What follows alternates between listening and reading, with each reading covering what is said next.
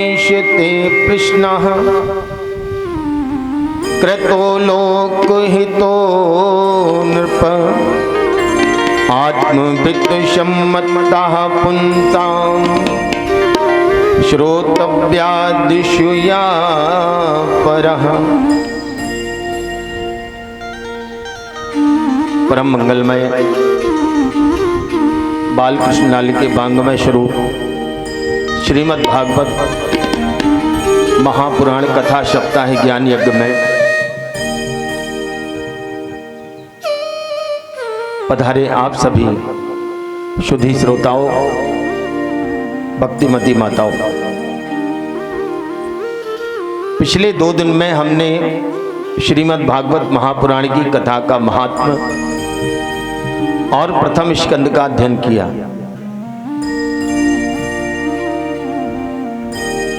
कलयुग का आगमन महाराज परीक्षित के काल में हुआ।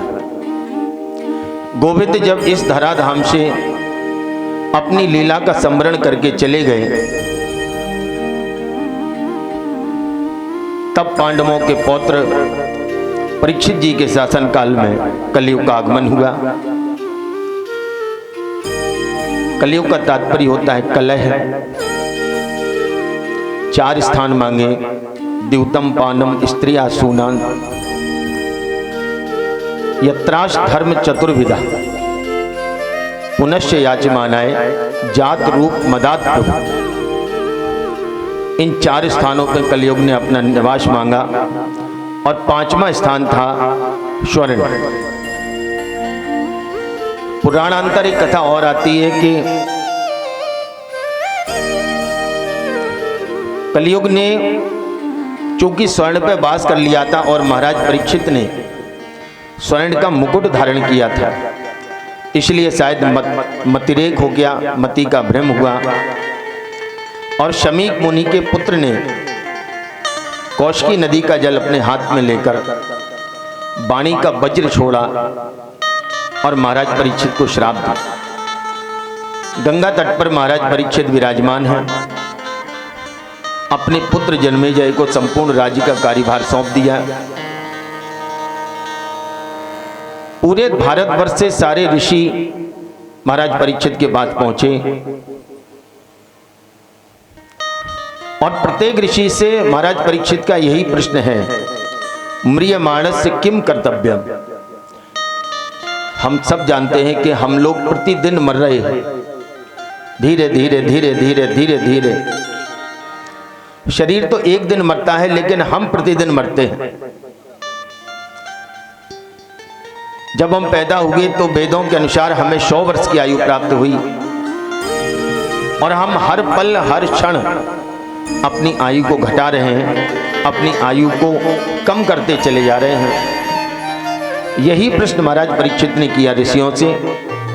तब तक श्री सुखदेव जी महाराज का आगमन हुआ और जब यह प्रश्न श्री सुखदेव जी महाराज से किया गया, तब सुखदेव जी महाराज कहते हैं, बरीयानेश ते प्रश्नः। राजन, बड़ा अच्छा प्रश्न किया तुमने।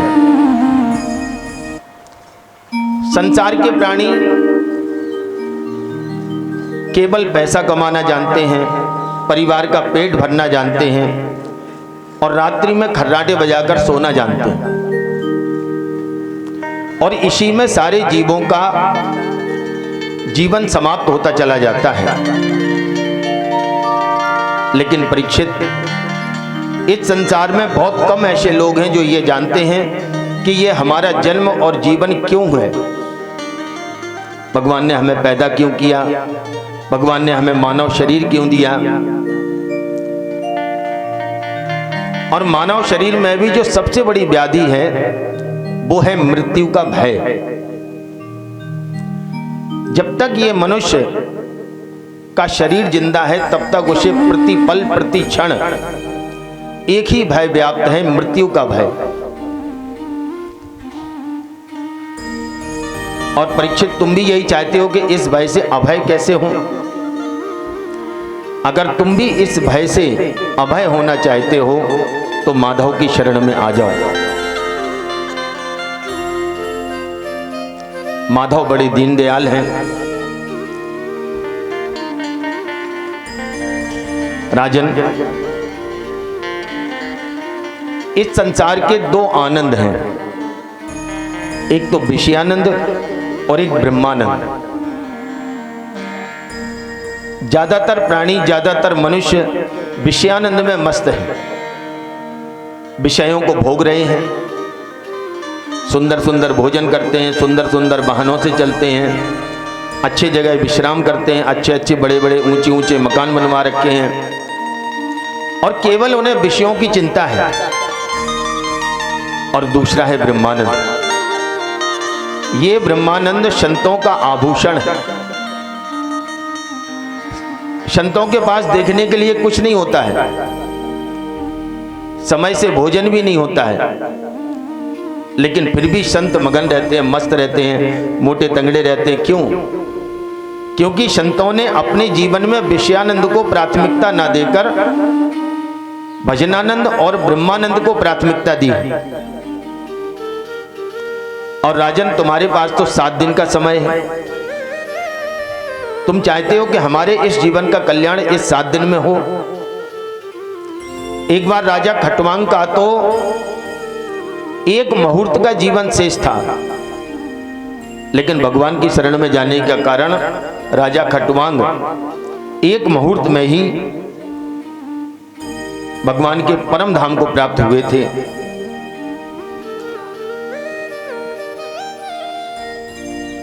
अब यहां पर प्रश्न आता है, सुखदेव जी कहते हैं कि भगवान सबका मन नहीं लगता है, साधनाएं करने में मन नहीं लगता है, एक जगह बैठ नहीं पाते हैं, तमाम बातें। कौन कौन सी ऐसी विधि हैं जिस विधि के माध्यम से इस श्रीमद् भागवत सप्ताह को विधि पूर्वक सुना जाए? तब श्री सुखदेव जी कहते हैं कि कथा सुनने से पहले 4 चीजों का अभ्यास होना जरूरी है। जिताशनो जित श्वासो जित संगो जितेंद्रिया। ये 4 चीजें, जितासनो, श्रोता और वक्ता दोनों को अपनी आसन पर विजय प्राप्त करना आवश्यक है। जित श्वासो, अपनी श्वास पर विजय प्राप्त करना आवश्यक है। क्योंकि राजन, ये मनुष्य बोलना और श्वास लेने में से कोई कार्य एक बार में एक ही कर सकता है। जब तक हमारा शरीर कुछ बोलता है तब तक हमें अपनी श्वासों को अवरुद्ध रखना पड़ता है। इसीलिए श्वास का अभ्यास करो, प्राणायाम करो। और तीसरी क्रिया है जित संगो। हमें इस संसार के सारे अवयवों से असंग रहना है। और चौथा जितेंद्रिया। हमने अपनी 4 इंद्रियों, 5 इंद्रियों पर तादात्म्य स्थापित करना है। भगवान ने हमें जो इंद्रियां दी हैं ये भोग के लिए नहीं दी। भगवान ने हमें इंद्रियां शरीर के धर्म को चलाने के लिए दी हैं। क्योंकि अगर ये इंद्रियां ना हो और इन इंद्रियों के माध्यम से हमारे शरीर को ज्ञान प्राप्त ना हो, तब शीघ्र ये शरीर नष्ट हो जाएगा। अगर गर्मी का हमें एहसास ना हो तो हम आग में चले जाएंगे। अगर हमें खतरे की आहट ना हो, आप विचार करिए कि भगवान ने नाक जो लगाई है वो मुख के ऊपर ही क्यों लगाई? ताकि जब हम भोजन खाएं तो खाने से पहले नाक के समीप जाए। पहले हम भोजन को घ्राणेंद्रिय से खाते हैं, पहले भोजन को सूंघना चाहिए।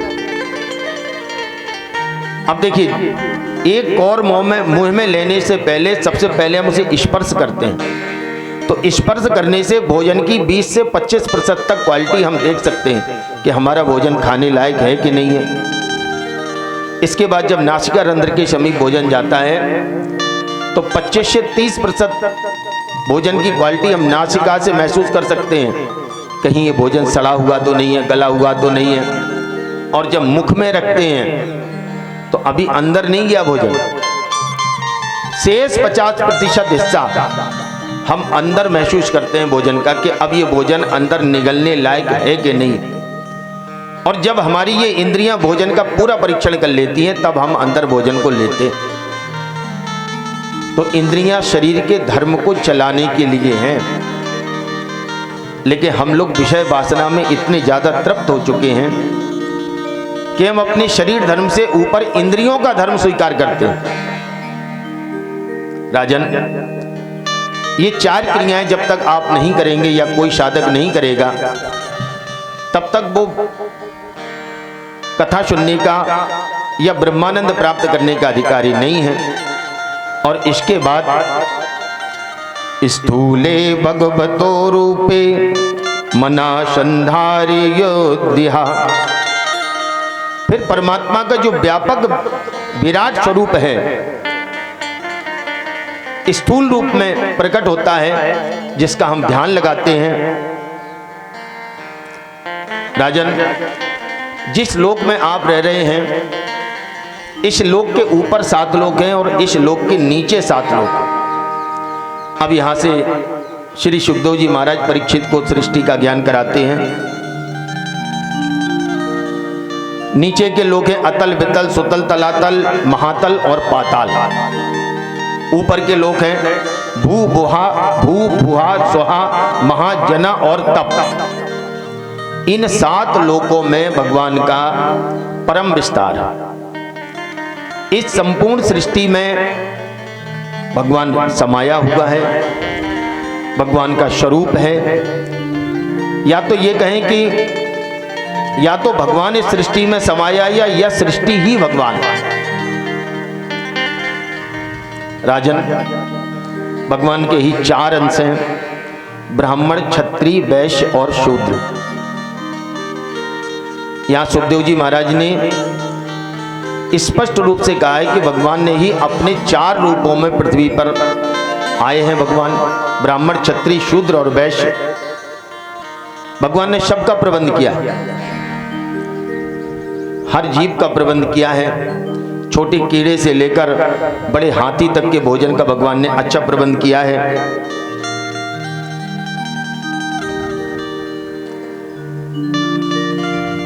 एक कथा आती है कि एक जंगल में महात्मा जी बैठे थे, आनंद ले रहे थे। तब तक कोई शेठ साहूकार वहां पहुंचे, बोले महाराज जी प्रणाम। हाँ, बोले बेटा आशीर्वाद बताओ। अरे बोले महाराज जी आजकल तो बड़ा आनंद आ रहा है। बोले क्यों? बोले नई बहू आई है और बड़ा अच्छा हलवा आज उसने बादाम का बनाया। इतनी प्रशंसा बहू के हाथ के बने हलवे की कर दी महाराज जी के आगे। अब महाराज जी के मुंह से लार चूने। महाराज जी विचार करने लगे ये हलवा शायद हमें भी मिल जाए। जब चेला चला गया तो महाराज जी सोचते हैं अब हलवा बनाने के लिए कहीं से सूजी लाओ, बादाम लाओ, शक्कर लाओ, अरे बड़ा प्रपंच है, कढ़ाई लाओ। तब तक महाराज जी को कहीं एक केला दिख गया। सो महाराज जी ने केला खोला और मुंह में रखा और कहते हैं वारे भगवान धन्य है आप कि आज हमारी हलवा खाने की इच्छा थी आपने पूरी कर दी। कहने का तात्पर्य यह है कि इस संसार में ये हमारा मन है जो हमें विषयों की ओर ले जाता है। अगर हम इन मनों को विषयों से दूर कर दें और ये विचार करें, जैसे आप देखते हैं बाल्यावस्था से लेकर वृद्धावस्था और प्रौढ़ावस्था तक हमारे अलग अलग आनंद होते हैं। जब हम छोटे होते हैं और कंचे गोलियां खेलते हैं तो हमारे पास 100-200 कंचे हैं तो हमें बड़ा आनंद, हम ये महसूस करते हैं कि हम तो इस संसार के सबसे धनी हैं। जब हम किशोरावस्था में होते हैं, विद्यालय में पढ़ने जाते हैं, तो जब कक्षाओं में उच्च स्थान प्राप्त करते हैं तो हम विचार करते हैं कि हम संसार में बड़े धनी हैं। युवावस्था के अलग शौक हैं, प्रौढ़ावस्था का अलग आनंद है और वृद्धावस्था का अलग आनंद है। तो राजन, यहां श्री परीक्षित जी ने कृम मुक्ति और सद्योग मुक्ति का मार्ग बताया। किस देवता की उपासना करें और उससे क्या क्या फल होता है ये बताया। अगर अन्न की कामना हो तो अदिति माँ की उपासना करें, रूप की कामना हो तो गंधर्वों की उपासना करें, विद्या की कामना हो तो भोलेनाथ की उपासना करें, और दाम्पत्य जीवन अगर आप सुखी हो, दाम्पत्य जीवन चाहते हैं तो माता भवानी की उपासना करें। और अगर राजन कुछ नहीं चाहते हो तब श्रीमन नारायण की उपासना करें। परीक्षित ने यहां पर सामान्य मनुष्यों की तुलना 4 प्रकार से की है। परीक्षित जी कहते हैं कि इस संसार में विषयों में रमा हुआ पुरुष 4 प्रकार का होता है। पहला होता है कुत्ते प्रकार का, पहला होता है कुत्ता, छोटी छोटी बातों पे आपस में झगड़ता है और इस संसार के विषयों में सदैव मग्न रहता है। और दूसरी तुलना की है ग्रामीण सूकर से कि उसका लक्ष्य ही बन गया। जो ग्रामीण सूकर होता है, सुअर होता है, उसका तो एकमात्र लक्ष्य बन गया कि हमें गंदगी में रहना है। बस हम प्राणियों को अभी ये लक्ष्य बन गया है कि हमें इस माया की जो गंदगी है, इस गंदगी से हटना नहीं है। हमें तो बस विषयानंद में रमे रहना है, भजनानंद में नहीं जाना है, ब्रह्मानंद की ओर हमें नहीं जाना है। तीसरी उपमा दी है ऊंट से। राजन, इस संसार में तीसरे प्रकार के लोग होते हैं ऊंट की तरह। थोड़ा सा ही पद मिल गया, थोड़ी सी ही प्रतिष्ठा मिल गई कि ऊंचा सर करके चलना प्रारंभ कर दिया और ये समझने लगे कि मेरे से तो अच्छा बड़ा, हमसे ज्यादा प्रतिष्ठित व्यक्ति तो इस संसार में कोई है ही नहीं। गर्वेण तुंग शिरा, गर्व के कारण अपना गर्दन को उठा लिए ऊपर। और चौथी उपमा दी है गधे की कि चौथे प्रकार के व्यक्ति हैं गधे। घर गृहस्थी परिवार का, पुत्र का, पौत्र का, इन सबका भार ढो रहे हैं। इन्हें इस बात से मतलब नहीं है कि हमारा मालिक हमें डंडा मार रहा है, हमारा मालिक हमें समय से खाने के लिए भोजन नहीं दे रहा है, हमारे पुत्र धर्म के मार्ग पर हैं कि नहीं है, हमें इस बात से कोई लेना देना नहीं है। बस ये चौथे प्रकार के मनुष्य क्या करते हैं कि गधे की तरह सारा जीवन गृहस्थी का बोझ ढोने में लगाए रहते हैं। जब इतना सब तमाम मनुष्य के रूप में मनुष्य का वर्णन श्री परीक्षित जी ने किया, श्री सुखदेव जी महाराज ने किया, तब परीक्षित जी के हृदय में एक प्रश्न आया।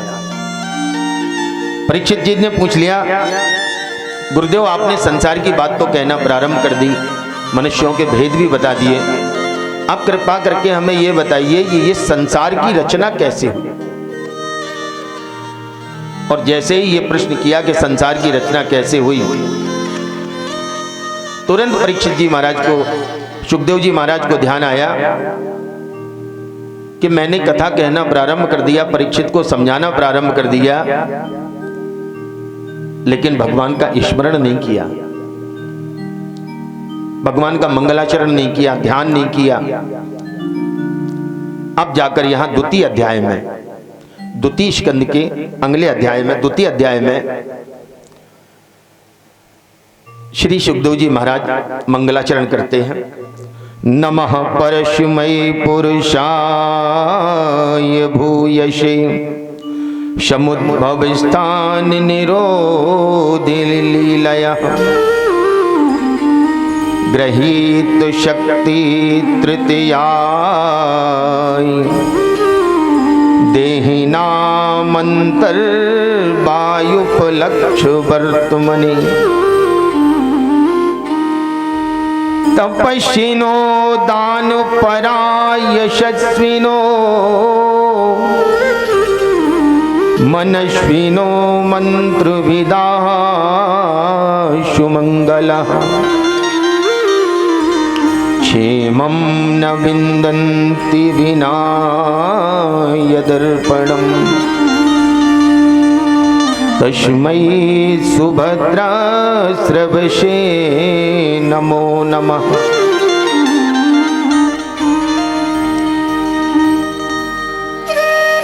यहाँ श्री सुखदेव जी महाराज ने भगवान का स्मरण किया है सुभद्र स्रवसे नमो नमः करो। भद्र का मतलब होता है कल्याण और सुभद्र स्रवसे का मतलब होता है, ऐसे समझे कि आप किसी की अगर प्रशंसा करें इस संसार में, किसी मंत्री की, किसी विधायक की, मुख्यमंत्री की, तो ज्यादा से ज्यादा आपको धन और पद की प्राप्ति हो सकती है। लेकिन जब भगवान के गुणानुवादों की आप प्रशंसा करेंगे तो धन पद के साथ परम लोक की भी प्राप्ति होती है। और इसी का नाम है सुभद्र श्रवशी, जिनके यश गान को सुनने भर मात्र से ही कल्याण हो जाता है। सुखदेव जी कहते हैं कि कोई कितना भी बड़ा तपस्वी हो, कोई कितना भी बड़ा मनस्वी हो, दानी हो, मंत्र वेदता हो, उसका इस जीवन में जब तक कल्याण नहीं हो सकता है जब तक उसने भगवान के गुणानुवादों का गायन अपनी जिह्वा से नहीं किया। और परीक्षित, इस सृष्टि की रचना के क्रम में आपने मुझसे प्रश्न किया। यही प्रश्न एक बार देवर्षि नारद ने अपने पिताजी ब्रह्मा जी से किया। फिर आंख बंद करके ब्रह्मा जी ने कहा, बेटा नारद, तुम कहते हो कि आप किसका स्मरण करते हो, तो मैं ये पहले बता देना चाहता हूं कि मेरे भी ऊपर कोई मेरा स्वामी है। पुराण में प्रकृति की पूरी व्यवस्था है। जब काल चक्र को देखेंगे तो हम देखेंगे युगों में बटा है, युगों के ऊपर मनमंत्रों में बटा है, और मनमंत्रों के ऊपर भी ब्रह्मा जी का एक दिन होता है। ऐसे दिव्य 100 वर्षों तक भगवान श्रीमन नारायण ब्रह्मा की स्थापना करते हैं। पुराणांतर प्रसंग में एक जगह एक कथा आती है कि एक बार ब्रह्मा जी को थोड़ा सा अपने ऊपर घमंड हो गया। ब्रह्मा जी ने कहा कि अगर हम नहीं रहेंगे तो सृष्टि का संचालन कौन करेगा। नारायण से कहा कि मुझे कुछ दिनों की छुट्टी दे दो। भगवान ने कहा ठीक है जाओ। अब जैसे ही ब्रह्मा जी छुट्टी लेके निकले कि उधर से देखे कि 4 मुंह वाले सैकड़ों ब्रह्मा चले आ रहे। तब रुक कर देखा कि आखिर मामला क्या है। तब इस बात का एहसास हुआ कि नारायण की सृष्टि केवल एक ब्रह्मा तक सीमित नहीं है। ऐसे कोटि कोटि ब्रह्मा, ऐसी कोटि कोटि सृष्टियां। हमारे विज्ञान के युग में अभी कुछ समय पहले तक हम इस बात का एहसास नहीं जानते थे कि हमारी गैलेक्सी आकाश गंगा से भी ऊपर कुछ है। लेकिन अब एहसास होता है कि ये ब्रह्मांड अनंत है। हमारी पृथ्वी जैसी अनेक ग्रह, हमारे सौरमंडल जैसे अनेक सौरमंडल इस पृथ्वी पर उपस्थित है। यही बात पुराणों में आती है कि सबसे पहले नारायण के नाभि कमल से एक कमल प्रकट हुआ। उस कमल से ब्रह्मा जी का प्रादुर्भाव हुआ। पूरी सृष्टि प्रक्रिया विस्तार से यहाँ पर परीक्षित जी को सुखदेव जी ने समझाई है कि प्रकृति और पुरुष जब साम्यावस्था में लय हो जाते हैं तो ऐसी साम्यावस्था में ही सृजन होता है। प्रकृति और पुरुष जब पृथक पृथक होते हैं, अर्थात जब प्रकृति ने पुरुष के दर्शन किए तो पुरुष के दर्शन करते ही प्रकृति में हलचल मच जाती है और उससे क्षोभ उत्पन्न होता है। इस क्षोभ से महतत्व की उत्पत्ति होती है और इस महतत्व से त्रिविध अहंकार, सत्य, रज और तम की उत्पत्ति होती है। तमोगुण के द्वारा पृथ्वी, जल, तेज, वायु, आकाश, इन 5 महाभूतों की उत्पत्ति होती है। इसी के द्वारा इन 5 महाभूतों की 5 तन्मात्राएं, शब्द, स्पर्श, रूप, रस और गंध, ये सब तमोगुणी प्रकृति है। रजोगुण के द्वारा इंद्रियों की और सतोगुण के द्वारा उन इंद्रियों के अधिष्ठान देवताओं की उत्पत्ति होती है। ऐसे इसके बाद श्रीमन नारायण के प्रभु के नाभि कमल से ब्रह्मा जी का जन्म हुआ। ब्रह्मा जी जब उस नाभि कमल में अनंत समय तक ऊपर से नीचे घूमते रहे, उन्हें कुछ पता नहीं चला क्या है। तब एक समय एक स्वर सुनाई दिया स्पर्शेषु यत् षोडशमेकविंशम्। स्पर्श वर्णों का 16वां और 21वां शब्द। वर्णमाला में का से लेकर स्पर्श व्यंजन शुरू हो जाते हैं, का, खा, गा, गा, इया, चा, चा, जा, जा। अब इनमें जोड़िए 16वां, तो 16वां होता है ता और 21वां होता है पा। तो तपह। ब्रह्मा जी ने चारों दिशाओं में अपने मुख को घुमाया तो ब्रह्मा जी के 4 मुख हो गए। और तब ब्रह्मा जी की दिव्य वाणी से चतुश्लोकी भागवत के रूप में श्रीमद् भागवत महापुराण का जन्म हुआ। एकादो श्लोकों हम लोग वाचन करते हैं। अहेमेवाशुमेवाग्रे नान्य यत् सत सत परम पश्चाद्यहं यदेच यो विशिष्येत सौम्यहम्। भगवान कहते हैं कि ब्रह्मा जी जब इस सृष्टि का उदय नहीं हुआ था, इससे पूर्व केवल मैं था, मैं था, केवल मैं था और मैं ही मैं था। मेरे अतिरिक्त कुछ नहीं था, न कोई सूक्ष्म था, न कोई स्थूल था, केवल मेरी ही सत्ता थी। ब्रह्मा जी ने अगले श्लोक में प्रश्न किया है, भगवान जब चारों तरफ केवल आप ही आप थे, तो इस सृष्टि का संचालन, इसका निर्माण कैसे हुआ? अच्छा विचार करिए कि एक कुंभकार एक घट का निर्माण करता है, तो घट का निर्माण वो मिट्टी के द्वारा करता है। तो मिट्टी हुई उपादान कारण और घट हुआ निमित्त कारण। जब ये उपादान कारण और निमित्त कारण दोनों मिलते हैं तब वो कुंभकार एक कुंभ या घड़े का निर्माण कर पाता है। तो भगवान फिर आप तो थे निमित्त कारण, आपका उपादान कारण कहां था? आपने कौन से मटेरियल के साथ इस सृष्टि की रचना की? तब भगवान कहते हैं कि मैं ही बनने वाला था और मैं ही बनाने वाला था, मैं ही निमित्त कारण था, मैं ही उपादान कारण था। गोस्वामी तुलसीदास जी ने बात को पुष्ट किया है। सिया राम मैं सब जग जानी, सिया राम मैं सब जग जानी, सिया राम मैं सब जग जानी, सिया राम मैं सब जग जानी,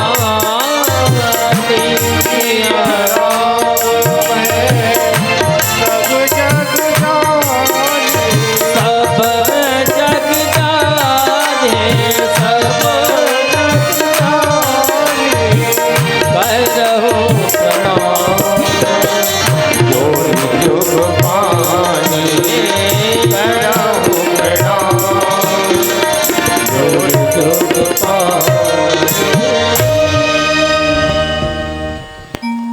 ये संपूर्ण सृष्टि सिया राममय, ये संपूर्ण जगत भगवान का ही अंश है। इसके निमित्त और उपादान दोनों कारण भगवान है। आगे चतुश्लोकी भागवत में कहते हैं ऋते अर्थ यत प्रतीतेत ना प्रतीयेत चात्मनि। जो नहीं है वो माया है। माया का मतलब होता है माम या।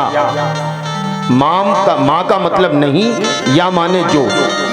इस संसार में जो नहीं है केवल वही माया है। और माया का खेल भी बड़ा निराला है। जो नहीं है वो सब कुछ दिखाई देता है, और जो है वो इस माया ने एक ऐसा आवरण इस मनुष्य के ऊपर डाल दिया कि जो है वो दिखता नहीं।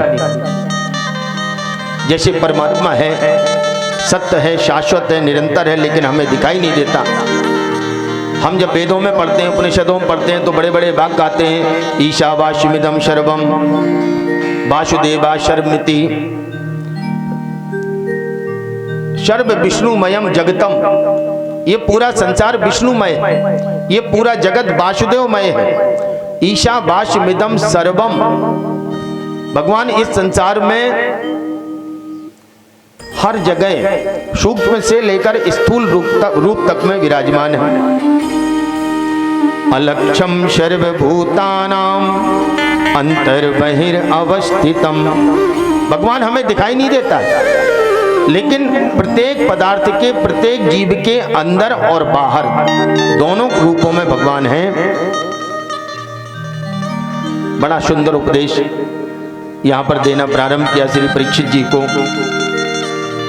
यहाँ भागवत के 10 लक्षणों का निरूपण किया है सुखदेव जी ने। सुखदेव जी कहते हैं कि भागवत के 10 लक्षण हैं: सर्ग, विसर्ग, स्थान, पोषण, ऊति, मनमंत्र कथा, ईशानु कथा, निरोध, मुक्ति और आश्रय।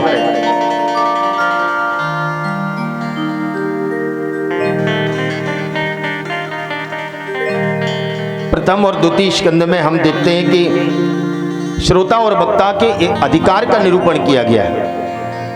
तृतीय स्कंद में सर्ग का निरूपण है, चतुर्थ स्कंद में विसर्ग का निरूपण है, पंचम स्कंद में स्थान का, और जो छठवां स्कंद है उसमें पोषण का निरूपण।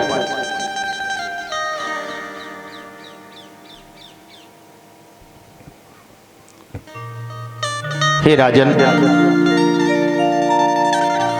इस संसार में लोग बाग आपस में प्रेम करते हैं, संसारी जनों से प्रेम करते हैं, लेकिन प्रेम करने का जो स्थान है वो है भगवान के चरण कमल। परीक्षित जी ने कथा सुनाने से पहले इस बात का दृढ़ निश्चय किया कि सुखदेव जी ने कथा सुनाने से पहले इस बात का दृढ़ निश्चय किया कि परीक्षित के अंदर किसी न किसी प्रकार से भगवान नाम स्मरण और संकीर्तन का विशेष प्रयोजन हो जाए, क्योंकि राजा हैं, पढ़ाई लिखाई तो बहुत की है, बड़े बड़े ग्रंथों का अध्ययन किया है, ज्ञान है। जब तक भक्ति प्रवेश नहीं करेगी, क्योंकि भक्ति माँ है और ज्ञान और वैराग्य उसके 2 पुत्र हैं। गोस्वामी जी कहते हैं ज्ञान विराग नयन और गारी। मनुष्य के अंतरतम में देखने के लिए भगवान ने इन 2 नयनों के अतिरिक्त और जो 2 नयन या आंखें दी हैं वो दी हैं ज्ञान और वैराग्य। जब तक हम इन ज्ञान और वैराग्य की नयनों से नहीं देखते हैं,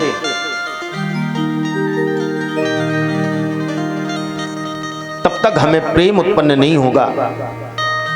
और प्रेम का तात्पर्य क्या होता है? शास्त्रों में कुछ चीजें ऐसी हैं जिनकी परिभाषाएं करना बड़ा कठिन है। बहुत सारे शास्त्र हमने भी पढ़े, प्रेम की परिभाषा नहीं मिली, लेकिन श्रीमद् भागवत महापुराण में सुखदेव जी ने प्रेम की परिभाषा दी। सुखदेव जी कहते हैं तत् सुख सुखित्वम। जब हमें प्रेम करने का तात्पर्य होता है कि जिससे हम प्रेम करते हैं या जिससे हमारा लगाव होता है, जब हम उसके सुख में अपने सुख को ढूंढने लगते हैं, ऐसी अवस्था को प्रेम कहते हैं। जब प्रेमी होते हैं ना, गोपियां थी, आगे चलकर जब दशम स्कंद की कथा आएगी तो आप देखेंगे कि कन्हैया रथ पर बैठकर मथुरा जाने के लिए तैयार बैठे हैं और गोपियों से कहते हैं कि चिंता ना करो, मैं बस आज जाऊंगा और परसों आ जाऊंगा।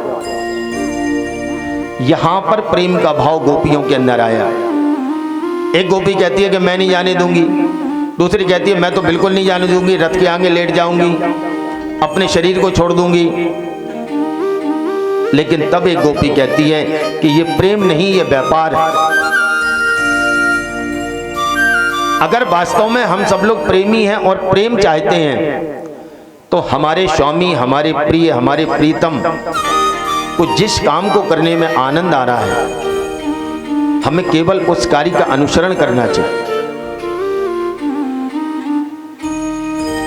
इस प्रकार से द्वितीय स्कंद की समाप्ति होती है। तृतीय स्कंद में हम लोग प्रवेश करते हैं। इस स्कंद में श्री विदुर जी महाराज के पावन चरित्र को दिखाया गया है। परीक्षित जी पूछते हैं कि महाराज श्री विदुर जी का चरित्र भी हमें सुनाएं। तब सुखदेव जी कहते हैं, यदा तु राजा स्वस्तान साधून पुण्यन धर्मेण विनष्ट दृष्टि। प्रारंभ करते हैं कि धृतराष्ट्र जब बिल्कुल अंधे हो चुके थे, विनष्ट दृष्टि, एक होता नष्ट दृष्टि, एक होता है विनष्ट दृष्टि। पहले भी निवेदन किया है कि हम लोग दो प्रकार से देखते हैं, एक बाहर की आंख से देखते हैं, एक अंदर की आंख से देखते हैं। तो सुखदेव जी कहते हैं कि विनष्ट दृष्टि अर्थात धृतराष्ट्र की बाहर की तो आंखें थी ही नहीं, अंदर जो ज्ञान और वैराग्य और विवेक की जो आंखें थी, इन आंखों को भी धृतराष्ट्र ने फोड़ लिया था।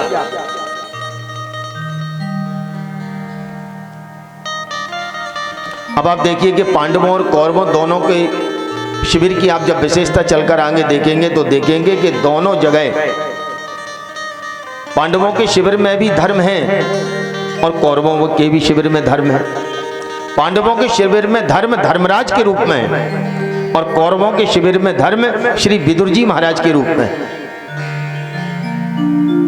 लेकिन फिर पांडव विजयी क्यों हुए? क्योंकि पांडव इसलिए विजय हुए कि युधिष्ठिर जी महाराज जिनके रूप में धर्म है, पांडवों की तरफ से उनकी ही चलती है। जो युधिष्ठिर जी महाराज कहते हैं वही होता है, अर्थात धर्म की आज्ञा का पालन किया जाता है। और दूसरी ओर कौरवों का शिविर, इस शिविर में भी धर्म है। लेकिन जब विदुर जी महाराज ने दुर्योधन से कहा कि दुर्योधन ये बड़ा अन्याय है पांडवों के साथ, उनका भी कुछ अधिकार है, उनके अधिकारों की पूर्ति की जाए, तब जाकर दुर्योधन कहता है कि रे दासी पुत्र, मेरे टुकड़ों पर पलने वाला दासी पुत्र हमें बता रहा है कि राजनीति क्या है, हमें यह बता रहा है कि राज धर्म क्या है। मतलब यहां धर्म को दुत्कार दिया गया। वेद भगवान कहते हैं कि धर्मो रक्षति रक्षिता। हम जब धर्म की रक्षा करेंगे तो धर्म हमारी रक्षा करेगा। अच्छा, और एक विशेष बात यह है कि सामान्य रूप से हम लोग ये देखते हैं, विचार करते हैं कि धर्म क्या है। इस बात का भी निरूपण किया गया है। सामान्य रूप से बालकों को विद्यालयों में पढ़ाया जाता है कि हिंदू मुस्लिम सिख ईसाई आपस में सब भाई भाई, 4 प्रकार के धर्म हैं। ये धर्म नहीं है, ये पंथ, ये मजहब है, ये संप्रदाय है। ये एक विशेष अलग अलग प्रकार की पूजा पद्धतियां हैं। फिर धर्म क्या है? पहले भी निवेदन किया कि वेद भगवान कहते हैं कि धर्मो रक्षति रक्षिता धार्यति सा धर्मा। इस प्रकृति ने प्रत्येक व्यक्ति को, प्रत्येक मनुष्य को, प्रत्येक वस्तु को एक विशेष गुण दिया। जैसे लोहा है तो लोहे का विशेष गुण है उसका मजबूत होना। जैसे जल है, जल का विशेष गुण है नीरवता या द्रवता। ऐसे गैया मैया है, उसका विशेष गुण है स्निग्धता। गौ मां के दूध पीने से हम सब लोगों के चेहरों पर स्निग्धता, आनंद का भाव आता है। इसी प्रकार से मानव का उसका जो मूल गुण है, मूल गुण क्या है? दया, सर्वभूतेषु दया, करुणा, ये मानव का मूल गुण है। अच्छा, विचार करिए, एक छोटा सा बालक होता है और एक वृद्ध आदमी होता है और महिलाएं होती हैं। आदमी जितना जीवन निकालता चला जाता है, धीरे धीरे धीरे धीरे धीरे धीरे वो दया और करुणा से उतना ही दूर होता चला जाता है। कोई दुख का प्रसंग आता है तो माताएं पहले रोने लगती हैं। कोई कष्ट की बात आती है तो छोटा बच्चा तुरंत रोता है। लेकिन हम लोग जब प्रौढ़ावस्था और वृद्धावस्था में पहुंचते हैं तो मरण तुल्य कष्ट में भी हमारे आंखों से आंसू नहीं निकलते हैं। इसका मतलब ये नहीं कि प्रकृति ने हमें इतना मजबूत बनाया कि हमारे अंदर करुणा नहीं है, हमारे अंदर दया नहीं है, प्रकृति ने नहीं बनाया। ये तो हमने स्वयं को वस्तुओं की अनदेखी करते करते करते करते ही इतना ढीठ बना लिया है कि हमारे हृदय से दया और करुणा के भाव निकल गए। माधव का भजन करने से यही होता है। जब आगे चल के नवदा भक्ति की बात आएगी तो उसमें भी बात आएगी करुणा कि भक्त वो होता है कि जब प्रेम में पागल होकर रोने लगे, इस संसार का जो भी ताप है वो इन प्रेमाश्रुओं से भींग जाए, उस प्रेमाश्रुओं से ये संसार का ताप समाप्त हो जाए।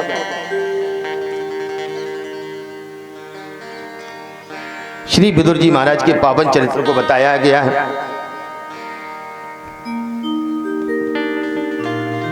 कथा का शुभारंभ वहां से होता है कि एक बार श्री विदुर जी महाराज उद्धव जी से कहने लगे, उद्धव जी मुझे भगवान के गुण गणों का चरित्र चित्रण सुनना है। उद्धव जी बोले कि मुझे तो बहुत शीघ्रता है, मुझे तो जाना है, मेरा भी वक्त हो गया है, मैं बद्री विशाल की ओर जा रहा हूं।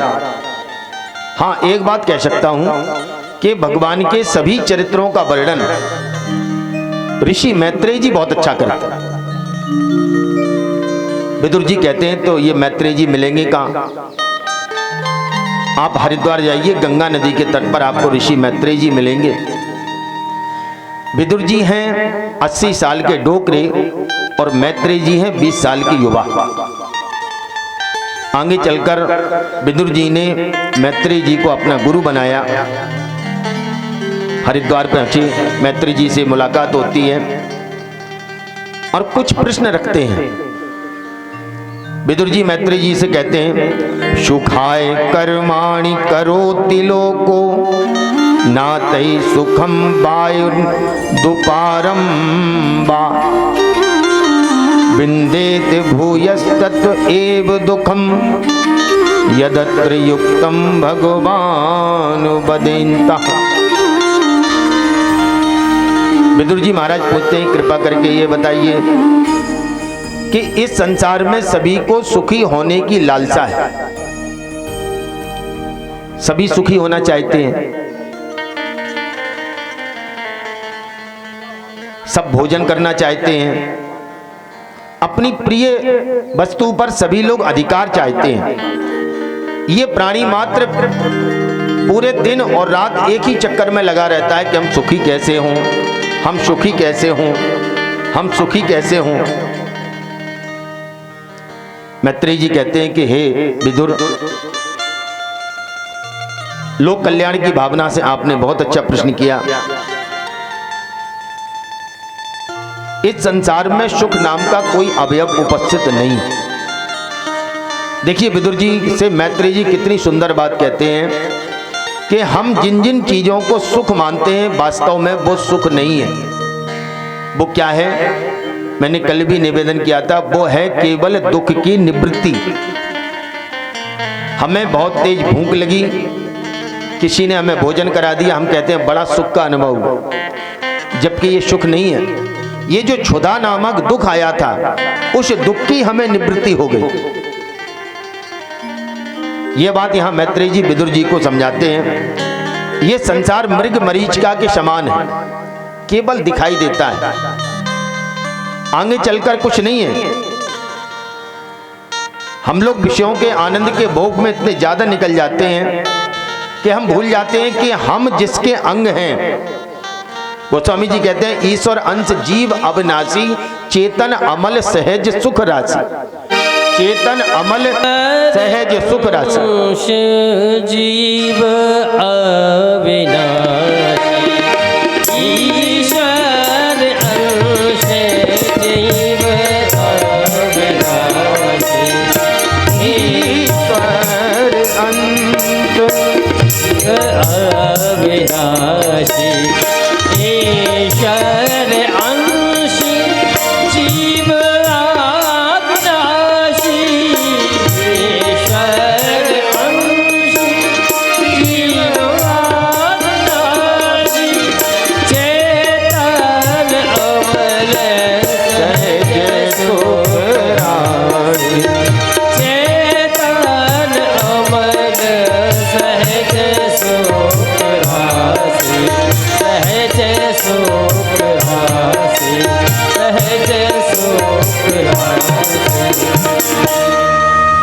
परमात्मा सुख स्वरूप है और उन्हीं परमात्मा के जब हम अंश हैं तो हम भी सुख स्वरूप हैं।